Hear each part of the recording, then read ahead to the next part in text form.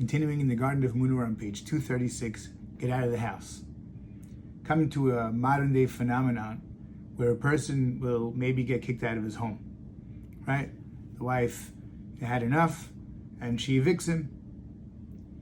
Now clearly it's not something that happened overnight, and this is a history of friction, and she had enough. Now the husband may think that this is unjust, but a person has to realize that everything that happens to him is from the Ribono Shel Olam. Even this situation, what does he have to do? He has to have the 3 levels of Emuna. What's the first level of Emuna? Everything's from Hashem. Hashem threw you out of the house. Number 2, not only that, is that it's for our best. So if it's for our best, what does that mean? We have to find and look for the what reason something could be good in this. Well, number 1 is maybe you were damaging your children, watching you do whatever you're doing, fighting with your wife the way you were. That could be very damaging and traumatic. So that could be one kindness. It also gives you time now to separate and think about your actions. So many things we have to realize in reality could be really a good big benefit. And then number 3 is Hashem's talking to you.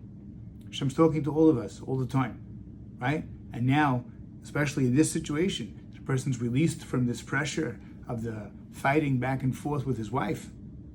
So he can go spend time and make teshuvah. So the first level of Emunah you have to recognize is that you're not blaming anybody. You're not blaming the police, you're not blaming the judge, you're not blaming the in-laws. All that stuff goes away, right? And then number 2 is you have to have the benefit in everything. You look for the good in it all. Somehow, somewhere there's good. Maybe it also gets you to realize that something's wrong here and that you have to fix something. Oh, so many good things happening here. But how does a person get here? Why'd you get here? You got here because you didn't listen to the hints. If you didn't listen to the hints, and it's very difficult when a person gets kicked out of the house now to now live in Emunah. Especially if you got here already, you see how far from Emunah we are.